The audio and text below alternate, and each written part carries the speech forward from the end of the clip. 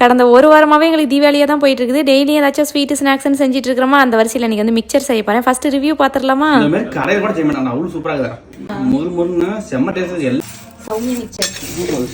2 பேரும் சேர்ந்துட்டு மிக்சருக்கு பேர்லாம் வச்சுட்டு இருந்தோமா. இது பாம்பே மிக்சரா பெங்களூர் மிக்சரான்னு கேட்டுட்டு இருந்தோம். நான் சௌமியா மிக்சர்னு வைக்கலான்னு, ஏன்னா எனக்கு பிடிச்ச மாதிரி தான் செஞ்சுருந்தேன். காரம் உப்புலாம் கொஞ்சம் கம்மியாக போட்டு நல்லா இருந்துச்சு மொறுன்னு.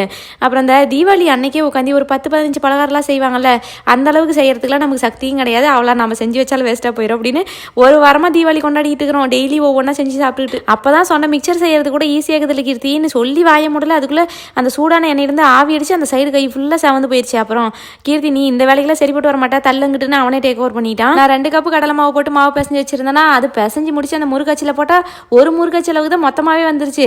அதை பார்த்துட்டு கீர்த்தி வேற என்னடா அது கொஞ்சம் தான் மிக்சர் வருமானு பொக்குனாகி போயிட்டான். அப்புறம் எல்லாத்தையும் போட்டு மிக்ஸ் பண்ணி பார்க்கும்போது நிறைய மிக்சர் வந்துருச்சு. பையனுக்கு ஒரே ஜாலி ஆகி போச்சு. ஒரே சாங்கெல்லாம் போட்டுக்கிட்டு டான்ஸ் வைப்பு தான்.